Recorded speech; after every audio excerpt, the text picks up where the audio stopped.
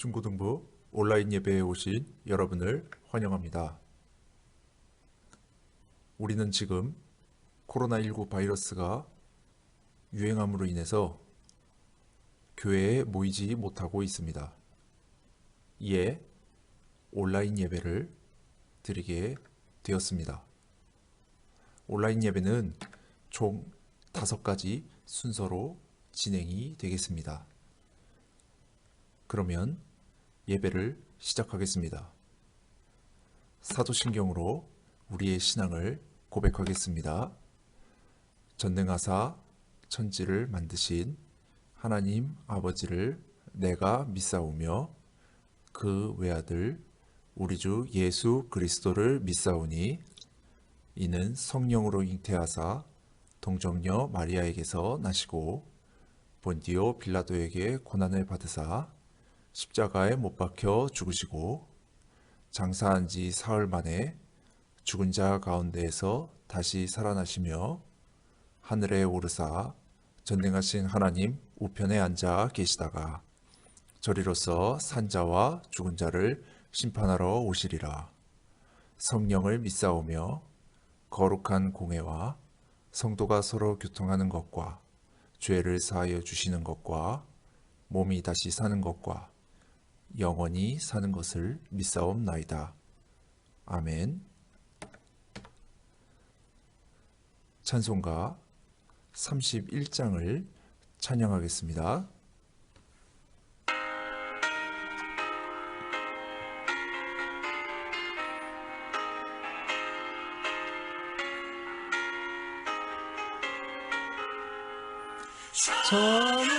찬양하라 복되신 구세주 예수 백성들아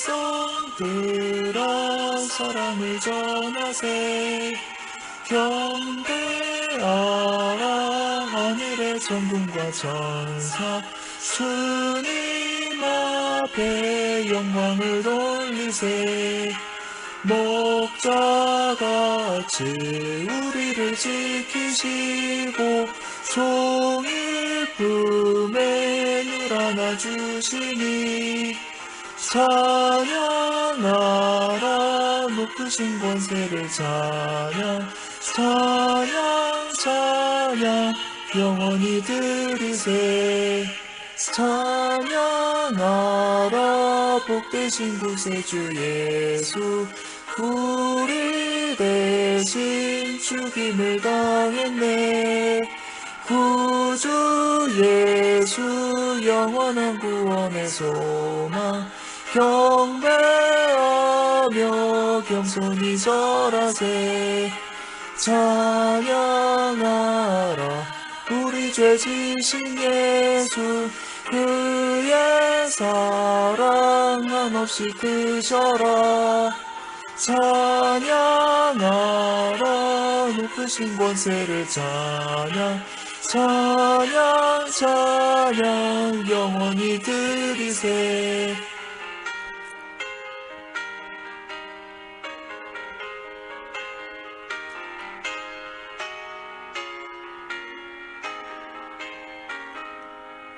찬양하라 복되신 구세주 예수 천사들아 즐겁게 찬양해 구주 예수 영원히 다스리시니 멸류관을 주 앞에 드리세 구주 예수 세상을 이기시고 영광 중에 또다시 오시리 찬양하라 높으신 권세를 찬양 영원히 들으세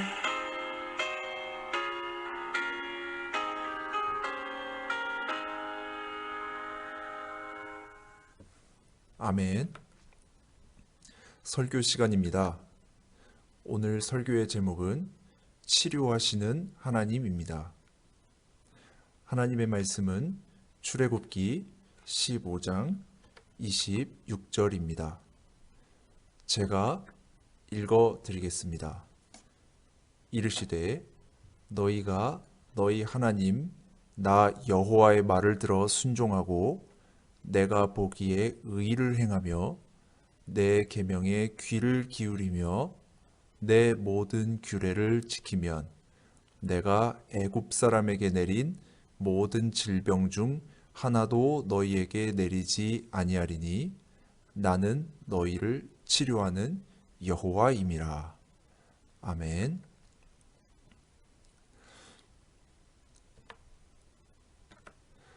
하나님께서는 애굽 사람에게 저주를 내리셨습니다. 출애굽기에 보면 하나님께서 애굽 사람에게 내린 저주에 대해서 잘 나와 있습니다. 이것은 총 10가지로 나와 있습니다. 첫 번째, 물이 피로 변하는 사건. 두 번째, 개구리 떼. 세 번째, 네 번째, 파리 떼. 다섯 번째, 돌림병. 요즘 코로나 바이러스가 유행하고 있죠. 그와 같은 돌림병을 말합니다. 여섯 번째, 악성 종기, 피부병을 말합니다. 일곱 번째, 우박. 여덟 번째, 메뚜기 떼. 아홉 번째, 흑암. 그리고 마지막 10번째는 집집마다 큰 아들이 죽는 그런 저주를 받게 됩니다. 이 저주는 애굽 사람들이 이스라엘 백성을 이집트 땅에서 내보내라는 하나님의 명령을 무시한 대가로 받은 저주들입니다. 자, 그러면 오늘날에는 하나님께서 이런 저주를 내리실까요? 예, 물론 그렇습니다.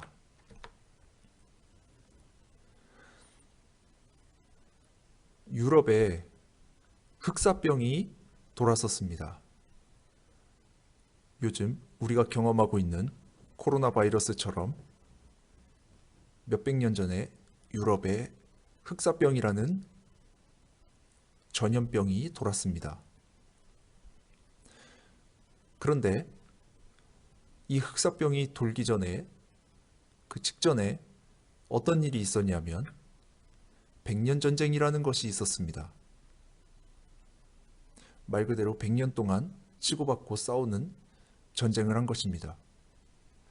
유럽과 프랑스가 땅을 더 많이 차지하기 위해서 100년 넘게 전쟁을 치룬 것입니다. 그러다가 이 전쟁이 끝나게 된 계기가 있었는데 그것이 바로 아까 말씀드린 이 흑사병이라고 하는 것이 유행하고 사람들이 죽는 바람에 이 전쟁은 끝이 나게 됩니다. 이상한 것은 이 흑사병이 유행하면서 많은 사람들을 죽이는 무시무시한 병이었지만 이 병이 어느 날 갑자기 사라지고 말았다는 것입니다. 사람들은 이상하게 생각했습니다.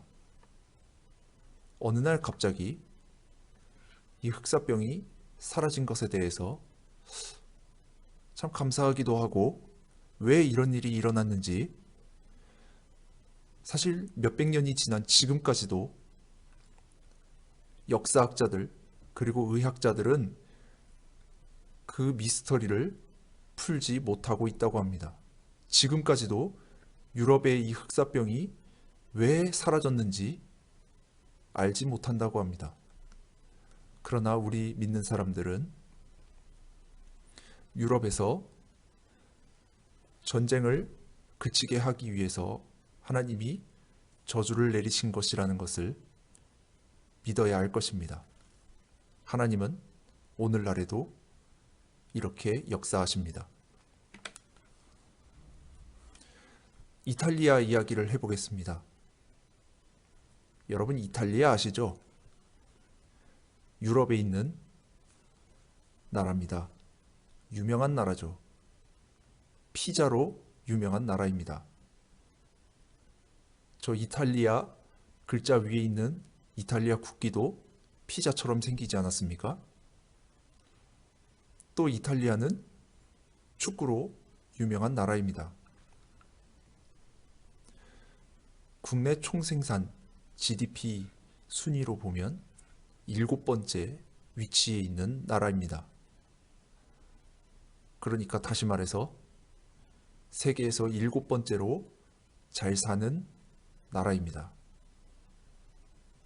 그런데 이 이탈리아가 지금 코로나 바이러스로 인해서 많은 사람이 죽고 많은 사람이 고통받고 있습니다. 이상하지요? 우리보다 더 잘 사는 나라 이탈리아, 세계에서 7번째로 잘 사는 이탈리아가 왜 코로나 바이러스 이 하나에 쩔쩔매는 것일까요? 이탈리아보다 훨씬 못 사는, 훨씬까지는 아닙니다만 이탈리아보다 잘 못 사는 우리나라도 코로나 바이러스를 잘 물리쳤는데 이 이탈리아는 코로나 바이러스를 무찌르지 못해서 쩔쩔매고 몇천 명씩 죽는 일이 벌어지고 있다고 합니다. 왜일까요?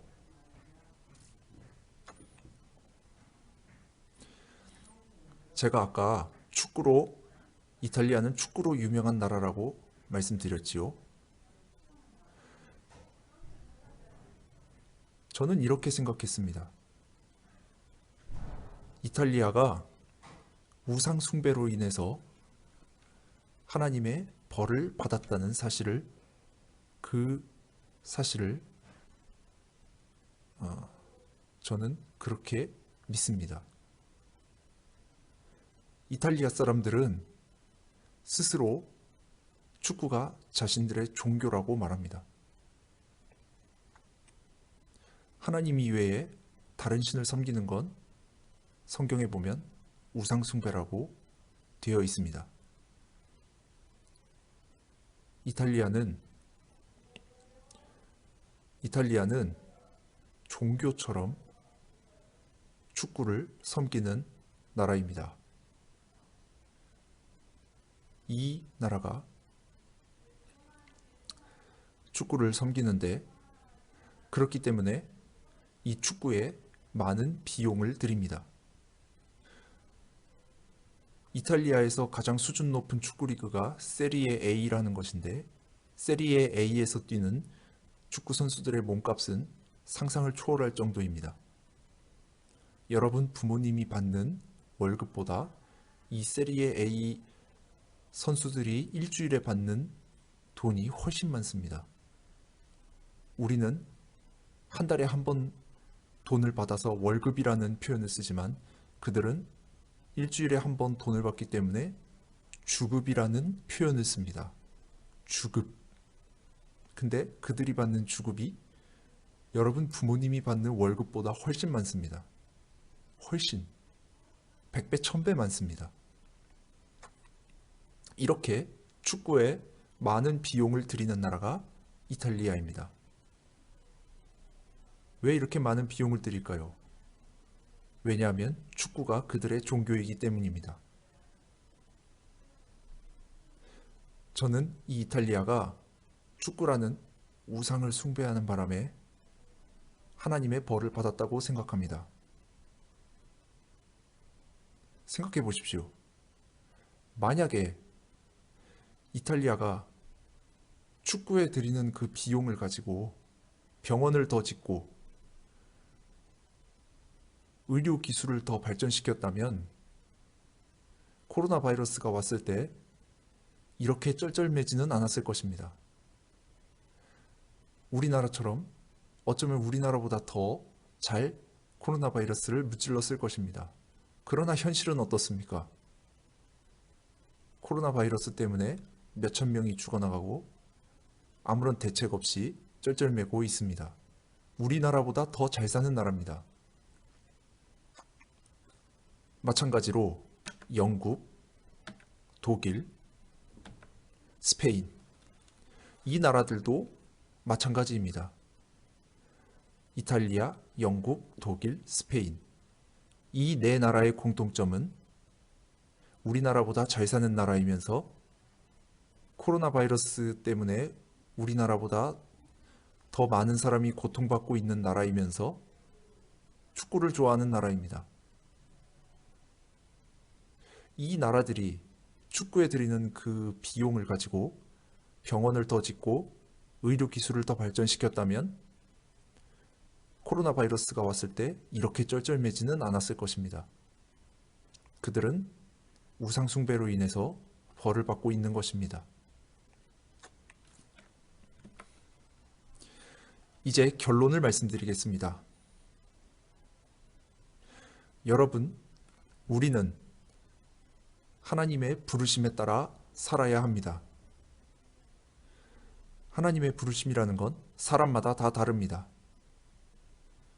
내가 무엇을 위해서 이 땅에 태어났고 무엇을 하며 살아야 되는지, 다시 말해서 내 인생의 목적이 무엇인지 우리는 깨달아야 합니다.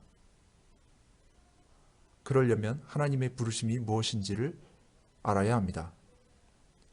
우리 베드로후서 1장 10절을 한번 보십시오. 제가 읽어보겠습니다. 그러므로 형제들아, 더욱 힘써 너희 부르심과 택하심을 굳게 하라. 너희가 이것을 행한즉 언제든지 실족하지 아니하리라. 아멘. 우리에게는 다 부르심이 있습니다. 하나님께서 우리를 부르신 목적이 있습니다. 그 부르심이 무엇인지 붙잡으면, 알게 되면 우리는 하나님 뜻대로 살게 되고 우상 숭배하며 살아가지 않게 될 것입니다. 우리의 부르심이 무엇인지 알기 위해서, 그것을 유지하기 위해서 우리는 열심히 기도하고 또 하나님의 말씀을 보면서 하나님의 마음이 무엇인지를 깨달아야 합니다. 부르심과 택하심을 잃어버리지 않기 위해서 기도할 때 우리는 하나님 뜻대로 가치 있는 인생을 살게 될 것입니다. 우리가 처음에 읽었던 말씀, 거기 보면 여호와는 치료하는 여호와라고 되어 있었습니다. 부르심 따라 살아가는 사람은 하나님의 그 치유하시는 손길을 발견하게 될 것입니다. 부르심을 굳게 붙잡는 사람은 자신으로 인해서 자신이 살고 있는 세상이, 자신의 주변의 사람들이 나로 인해서 하나님의 치유의 손길을 발견하게 될 것입니다. 우리 그런 인생을 살게 되길 바랍니다. 우리 찬양 하나 하시겠습니다. 부르신 곳에서.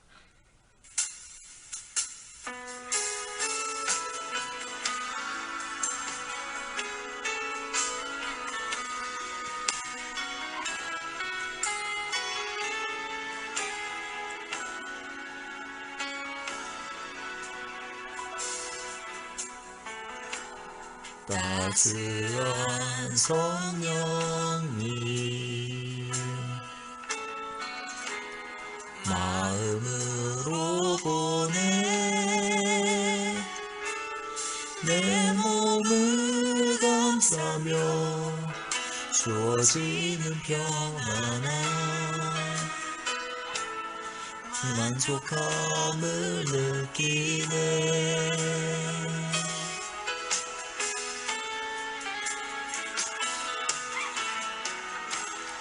따스한 성령님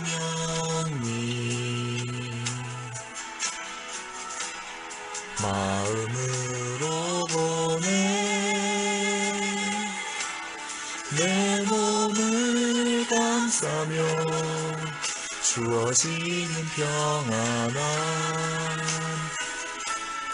만족감을 느끼네 부르신 곳에서 나는 예배하네 어떤 상황에도 나는 예배하네 부르신 곳에서 나는 예배하네 어떤 상황에도 나는 예배하네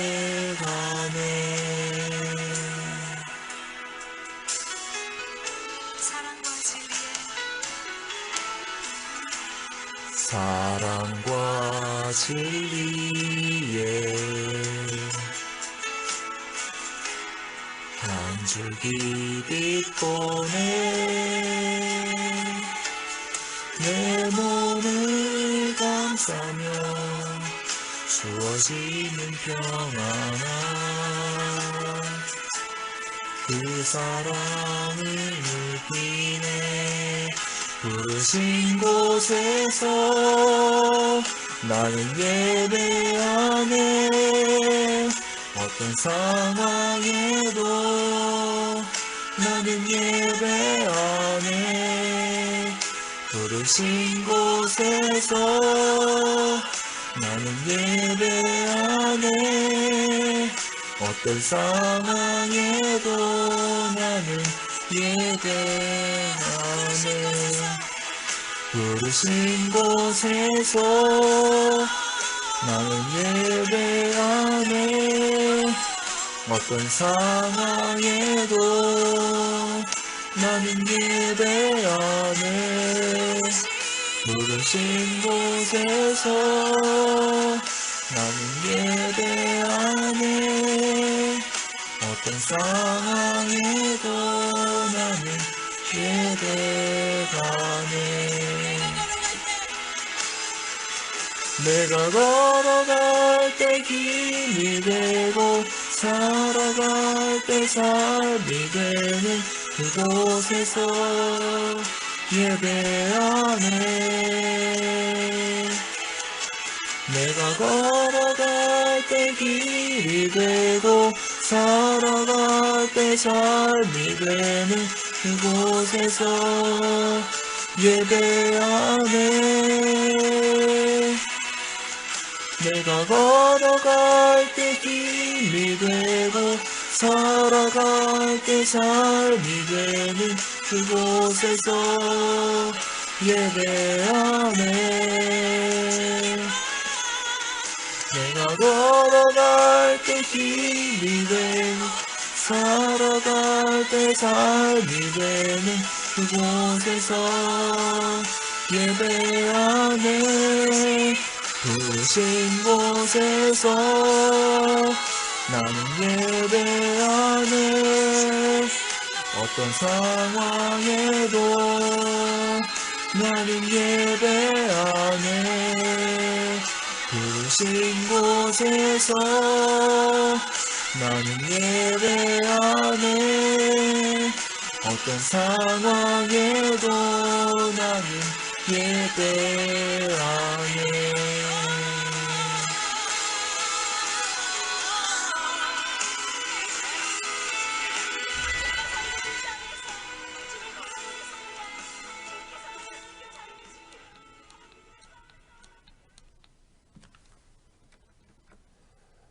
주기도문으로 예배를 마치겠습니다.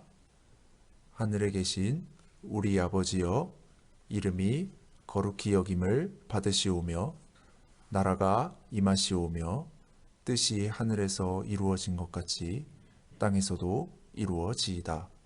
오늘 우리에게 일용할 양식을 주시옵고 우리가 우리에게 죄 지은 자를 사하여 준 것 같이 우리의 죄를 사하여 주시옵고 우리를 시험에 들게 하지 마시옵고 다만 악에서 구하시옵소서. 나라와 권세와 영광이 아버지께 영원히 있사옵나이다. 아멘.